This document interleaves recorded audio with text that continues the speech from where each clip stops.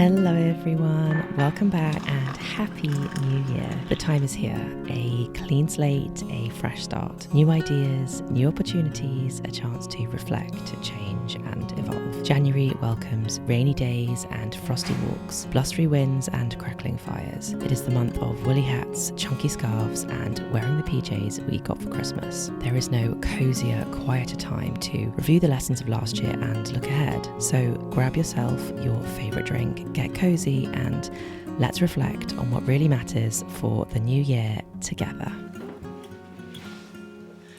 Hello everyone, welcome back. Happy New Year.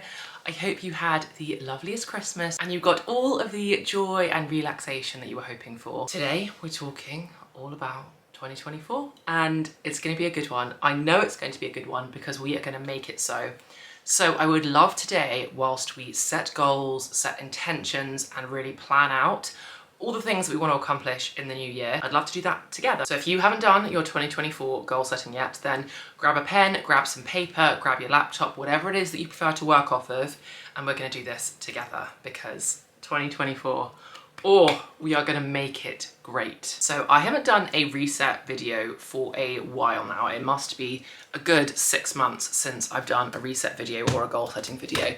But for those of you that have seen my previous goal setting videos, I have a method that I like to follow. There's so many different methods for goal setting out there. Feel free to use any one you like, but my method that I've called the reset method is focused on 3 key components: pause, reflect and plan. Pause is the first step, which is so important, and it is basically all around taking a minute to really think about who you are as a person, what's important to you, your specific personality and the types of things that make you happy, and really trying to detach yourself from some of the things that you think your friends might want or your family might want or society might be pushing you to tell you that are good goals to achieve, and really think that for you and yourself, what are the things that would make you feel really happy and fulfilled for the next year. And for me, the very best way to bring the pause section of the method to life is to really carve out some time for yourself to do all the things that make you happy. So spend some time watching your favourite films, listening to your favourite music, going on a walk, getting outside, clearing your head, getting away from technology, and any little things that are specific to you that you think kind of get you back to yourself and help you feel really grounded. And I just want to say that I know that the new year is upon us, like right now, but I really believe that you can take the whole of January to really set the foundations for how you want the new year to go. I am so excited for the new year. I am always so excited for goal setting and New Year's. The Virgo in me has all of her planning spidey senses tingling no end. She feels this way every month and every year. But I do also acknowledge that the new year can come with quite a bit of anxiety. I feel that level of anxiety also every year. My excitement and anxiety kind of get muddled together, where you feel like it's go, go, go, and there's such a rush to hit the ground running so hard with your goals and start accomplishing things straight away on day one of the new year. And I think I said this in my last yearly reset, and I'm going to say it again this year. We set the pace for how we want to achieve our goals, and we do not have to shoot straight off the mark. And I actually think that you can set yourself up way more successfully for a really productive and lovely year if you take your time to lay the right foundations and make sure that all of this energy that we're exerting into achieving our goals is pointed in the right direction. If you haven't done your pause yet, because the new year has just begun, don't worry, we don't have to rush straight into goal setting. So however long you can apportion to have a bit of a pause, to really spend some time focusing on yourself, whether that's part of a morning or an evening routine, whether you can have an entire weekend to just spend clearing your calendar and clearing your diary and getting back to who you are, and just really reflect on how much you've changed as a person during the last year and any new priorities that you think might be coming up for you. So once we've done the pause section and we're feeling a little bit more like ourselves after the Christmas madness, we then start to reflect on the goals that we set ourselves last year and which ones we achieved and how we feel about achieving those goals, and which ones we missed the mark on, and whether we actually want to scrap those goals because they're no longer in alignment with who we are, or if we want to actually bring those goals into the new year because we still want to hit them even if we missed them last year. Okay, so reflection on the last year for me. Eek. Kind of have my big bucket goals each year that I write down in this notebook. And what I really want to have with this notebook, this is a little bit of a tangent, is that each page of this notebook is my goals for each year. And I'd love to just be able to see how many years I can keep it going for, and then to be able to just look back on the goals that I set like each year. Anyway, so I've got my big bucket ones here, and then I've got a lot of the detail written out on my laptop. So 2023 goals. So for my goals, the way that I like to structure them or organize them is into 3 buckets: financial, career, and personal. That's how I did it last year. That's how I'm going to do it this year. I find those 3 buckets really cover like the breadth of the types of goals that are really important to me that I want.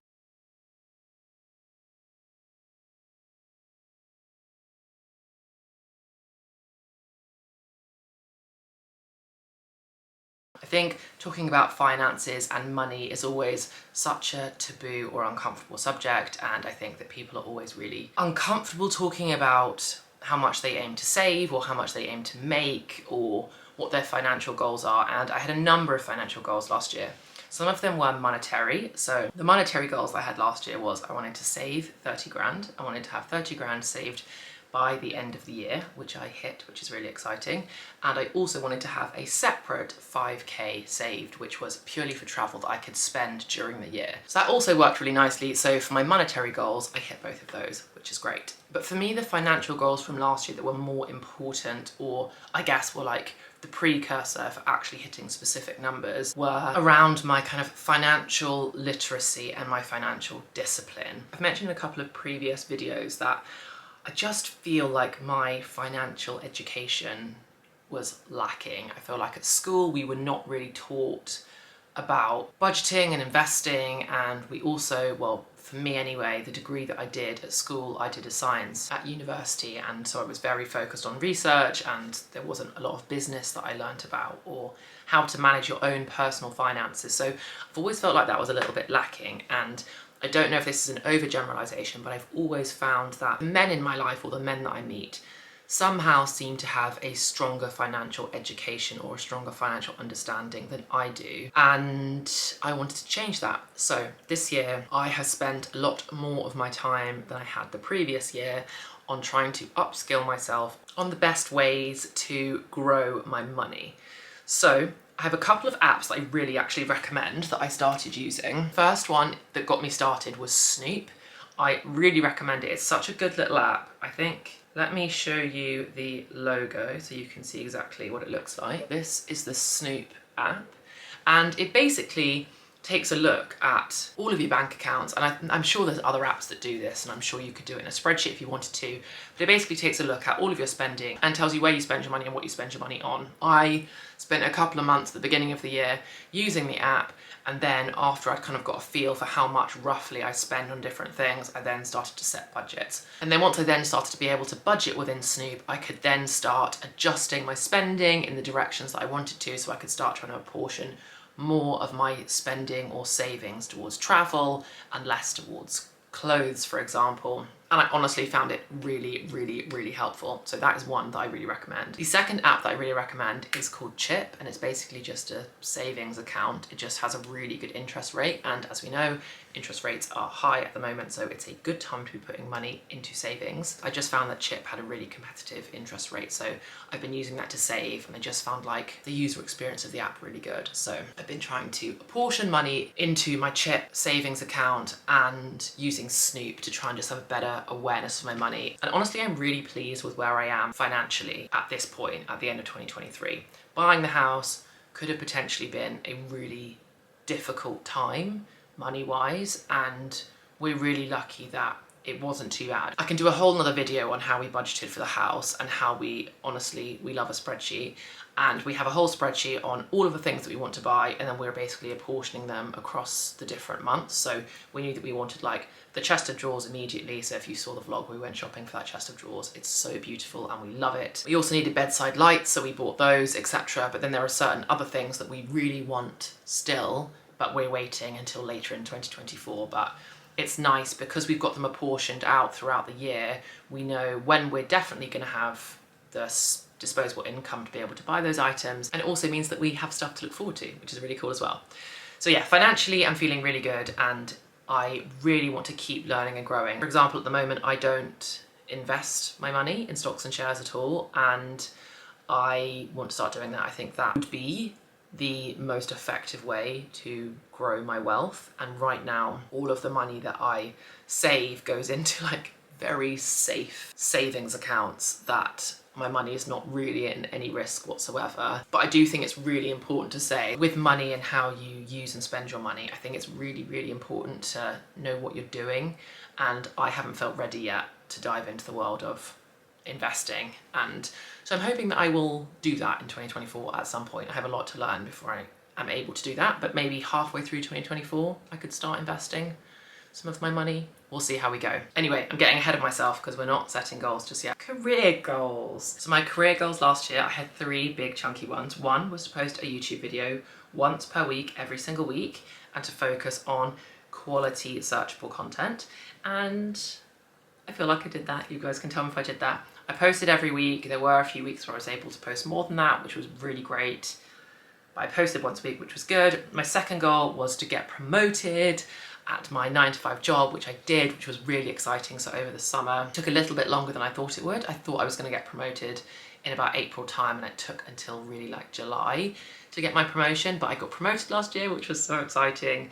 So that was a really big tick. That felt like a really big career milestone for me. And then my third one was to hit 20,000 subscribers on YouTube, which I hit. And that was looking so unlikely.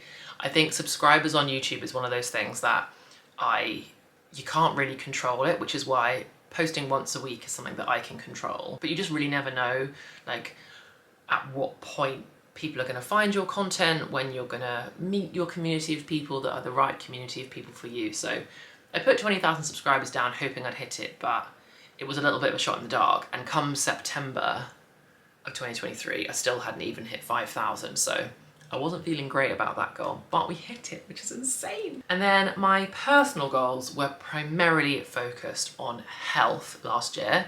I always have a personal goal of wanting to spend more time with friends and family. And I actually focus on that goal within my monthly resets, or within my monthly goal setting whenever I do that, because I find it easier then to apportion specific times and like get certain activities booked in with friends and family. But I just think that meaningful social human connection is the main thing that like makes your year and makes you happy and makes you feel fulfilled. So that one is always top of the pile when it comes to my goals, is more time with friends and family and like more meaningful time with them as well. But my other personal goals were around fitness. And I think I said I really should have gone back and rewatched my video from last year. But I think I said in my last one, if I haven't found the fitness thing that I like by this time last year, you guys need to give me a really hard time. And I actually think I found it, which is insane. The consistency bit is still a bit off, so you might be able to slam me in the comments for not hitting my consistency goals, but who would have thought? I think I love running. Like, I don't run far, I don't run fast, but doing the Couch to 5K this year, I genuinely enjoyed it and I genuinely looked forward to a run, which is so alien to me because I don't think I've ever looked forward to going to the gym a day in my life. And I genuinely looked forward to my runs. I did the Couch to 5K app end to end. Since this terrible weather has hit and we're in the depths of winter, I have not been running, I have to say. Oh, sorry. My battery died midway through me jabbering on. Good excuse for a quick tea break. But yeah, I'm so excited to get back into running when the spring comes around, and I am running a little bit when I go to the gym. And I definitely don't love running on a treadmill, but I definitely still get a kick out of running on the treadmill, even if it's not outside.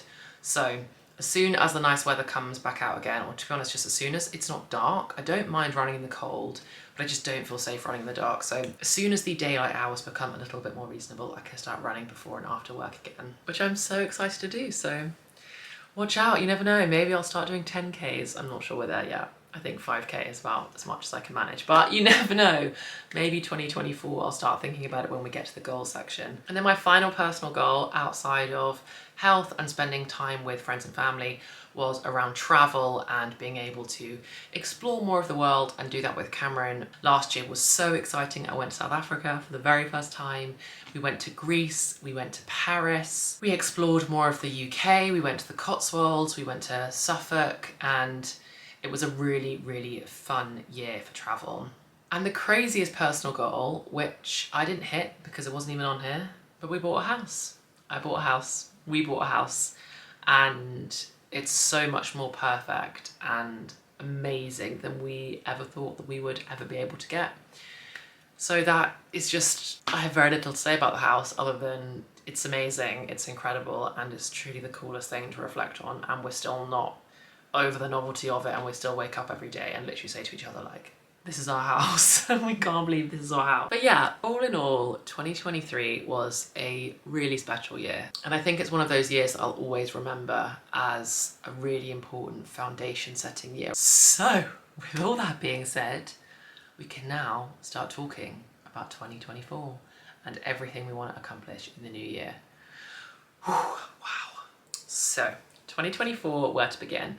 I think 2024 is going to be a big year for me. I can feel it. I feel like the last few years have been very foundation setting years for me, and I think 2024 is when it all kind of starts to happen. And maybe that's because I turn 30 in 2024, which is so exciting. So Cameron actually turns 30 in January in literally a couple of weeks, and we're going away for his birthday, which is so exciting. We're going to go and see his family, which is so nice because his family don't live in this country, so we're going to go see his family, which is going to be amazing. So we're starting off the year really strong with 30th birthday celebrations, and I then turn 30 later in September. So I'll definitely do an entire other video on turning 30 for anyone that is interested. But I think it's really crazy how when I was about 27, I was absolutely petrified of turning 30, and I had all this fear that I had to accomplish all of these things before I turned 30. And I don't know why 27 was the year, and I was talking to Cameron about it and he felt the same way. Like when he was 27, that's when he had his most amount of like anxiety and fears about achieving what he wanted to achieve before 30. And all I'll say is that if there is anybody that is around that mid-20s mark that it also has those similar turning 30 feels, just have the patience, wait it out, and keep putting one foot in front of the other, because I am now so excited about turning 30, and it's literally 2 years later and I'm so pumped. I just think 30s is going to be like the best decade yet. So I turn 30 later this year, which is very exciting. So maybe for 2024 goals, I will start with personal and I'll flip things around a little bit. So for my personal goals for 2024, honestly, I just want to soak up the year.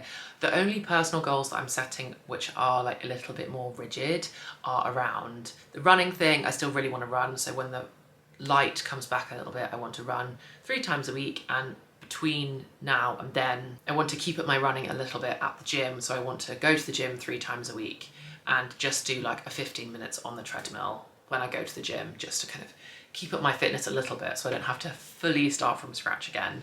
But I want to keep up my running, and then the other thing is I want to eat more plant-based foods. I'm not trying to be vegan, but the Christmas period has just ended or is in the process of ending, and I just feel like my diet has been cheese and wine for the last few months, and I need some fruit and veg back in my life to nourish myself. My skin has also been really having a hard time, and there's no doubt that part of that is because I need to nourish my body a little bit better. So we're going to head into the new year with goals around moving our body more and eating more nutritious foods. But other than that, my personal goals, I'm really going to focus in when I get to doing my vision board. So I'll do my vision board in a little bit. I find that my vision board is one of the most powerful ways that helps me to manifest things that I want. But a lot of my personal goals for 2024, I'm just going to base around the feeling that I get from my vision board when I do it, because I just want to soak up the year, have the best time. It's the final year of my 20s, or the final 9 months of my 20s. It's starting a new decade, and I just want to have a good time. So I'm not stressing too much about personal goals. Career goals. Oh, this is a big one.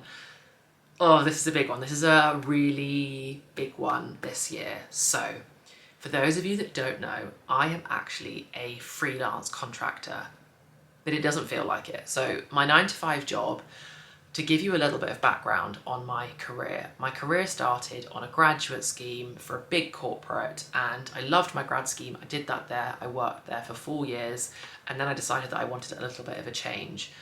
But instead of leaving and going to work for an entirely different company, I actually became a freelance contractor with the idea that I'd start doing smaller jobs for different types of corporates, doing my people consulting role. So I could still work with some of the people who I started my career with at the company that I started my career with that I really enjoyed working with, but I could also mix it up a little bit and try working for other companies as well. But what actually ended up happening was the company that I started my career with had a contracting job that was quite a long-term one, and I've ended up on that contracting job for over 2 years. So I was supposed to be a freelance contractor that was like bouncing around doing lots of different projects, and I've basically ended up being a full-time employee of the same company for the last like 6.5 years.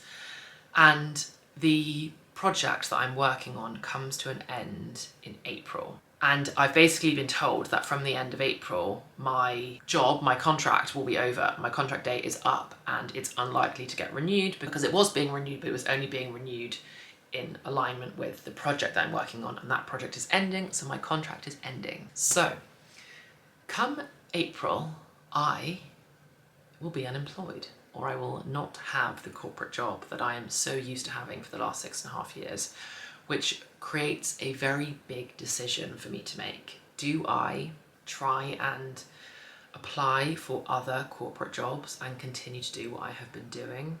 Or, which is the option that I think I'm going to go for, do I take a bit of a break from my corporate work and focus a little bit more on YouTube? So, as you can probably tell, what I'm going to try and do is take a little bit of a break. I have never had a break from work or career. I kind of have always like quite intensely ploughed straight onto the next thing. So I never have done a gap year or an extended holiday or anything like that. I think the most amount of time I've had off since I don't even know when was about 2 weeks. So I think I am going to use this opportunity when my contract is over to focus on YouTube. The market is also very competitive right now. It's not very easy to get a job. It's not many places are hiring. There are hiring freezes at a lot of the companies that I know and I have relationships with.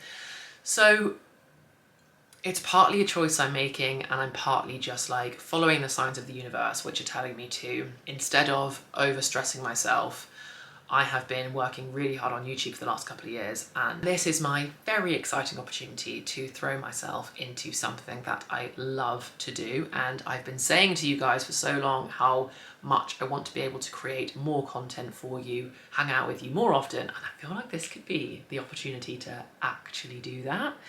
So career goals this year are going to be largely YouTube focused. There's not many career goals I can set between now and April before my contract is over, apart from the very big ones, which are like do a good job, work hard, and land this very big project that we're going to be launching in April. So my first goal that keeps me grounded, post one YouTube video every single week. I feel like if I keep doing that, that can be kind of like my North Star of, if I post a YouTube video every single week, what's the worst that can happen? Don't panic, Ellen. Just keep posting your videos every single week. That's my first one. My second one is I do really want to start maximizing on short form content. I love it whenever I've made reels. I've kind of put them out on Instagram, and there's not such a strong sense of connection with you guys when I create short form content, but they're really fun to edit, kind of like just a fun hobby on the side of my longer form content. So I really do want to start making those again because they're just really fun to make. I just really enjoy making them. So I want to start making more shorts to post on YouTube, or some more reels to post on Instagram. It's really fun. And then my slightly more, who knows if we'll hit it goal, but I would really love to hit 50, maybe even 60. I haven't decided what number I want to write down yet, subscribers in 2024. Saying 60 subscribers out loud, as you can probably tell, makes me feel very uncomfortable. That seems like an insane number of people to me, but we're going into the year on nearly 30, so I achieved 30,000 in 2 years. Can I achieve an extra 30 in 1 year? Kind of bonkers goal, but maybe we just set it and we see how we go. And as you guys know, I'm literally not allergic to not hitting my goals whatsoever. So if we don't hit it, we roll the goal into the following year. But I think maybe, I've written down 50 here, but I'm now thinking I might bump it up to 60 and just like, let's just go for it, you know? 60,000 subscribers, right, let's do it. I'm talking to you live while we make these decisions. Right, let's update that number, 60,000.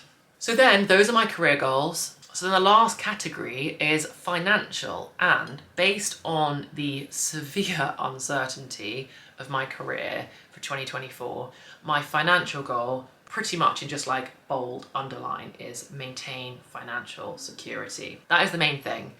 I want to maintain my level of savings. I know for a fact that when I stop doing my corporate job and I start just doing YouTube, income-wise, it will be a big drop for me in April, which I'm all for because I love doing YouTube so much. It's so fun, but I just need to make sure that I keep myself in a nice stable place. So that's my main goal. And then my second goal, as I previously mentioned in the reflect or pause section of this video, the other one is that I want to advance my financial literacy, and I really want to start learning and educating myself on investing and stocks and shares and how I can make my money make more money, basically. So that is my second financial goal, but I'm not setting like a specific number that I want to have saved by the end of the year, or number that I want to have saved for travel this year, for example, because I don't want to set myself up for failure in any particular way. And if we can end 2024 feeling comfortable with our amount of savings and things aren't feeling stressful, I think that will be a really big win. It's also worth noting that whilst I say from the end of April I'm not going to have my corporate job anymore, it isn't my expectation that will be the case for the whole year. I'm expecting that there'll be like a couple of months where there won't be any work for me. I'm hoping that from September 2024 opportunities will start to present themselves again, and so I basically just need to make it through like a summer of having a unstable income, which I think I'm all for, and actually I'm really excited about, because like I said, I've never had a break before, and to be able to spend a whole summer making YouTube videos and hanging out with you, and I just think that sounds like the coolest thing ever, so I'm really excited about that. But anyway, wow, this was a long video. We have hung out for a decent chunk of time. If you are still here and you are still watching at this point after I've been rambling for this long, then please do drop a comment down below saying Happy New Year. So I definitely want to be able to spot those of you that have sat through this entire thing. Thank you so much for watching. I hope you are also excited for 2024. The last thing I'll leave you with is that your year will be great if you make it so. I think that we all have so much more influence and so much more power and control over the outcome of our lives than we think we do. And ever since I started goal setting and manifesting and really focusing in and having a vision of how I wanted my year to go, it's crazy how much more impact and results I've seen. And I truly believe if you go into this year going, I know I'm going to make this a good year because I've set my goals and I'm going to make them happen, then you will. I just know it. I think it's going to be such a good year for all of us. The next step after having set our big bucket goals is obviously to plan them into our calendars and make them actually happen. So that is what I am going to do for the rest of the day. I'm going to sit down, I'm going to make my vision board for 2024, and I'm going to look at my January calendar, and I'm going to start planning in when I'm going to do specific activities that are going to drive me towards my big activity goals over the next month of January. And then I'll be doing monthly resets. Some of them I'll film, some of them I'll just do myself each month to keep me on track. But other than that, thank you so much for watching. As I said at the beginning, Happy New Year. I am so excited for this year with you all, and truly cannot wait to see you in the next one.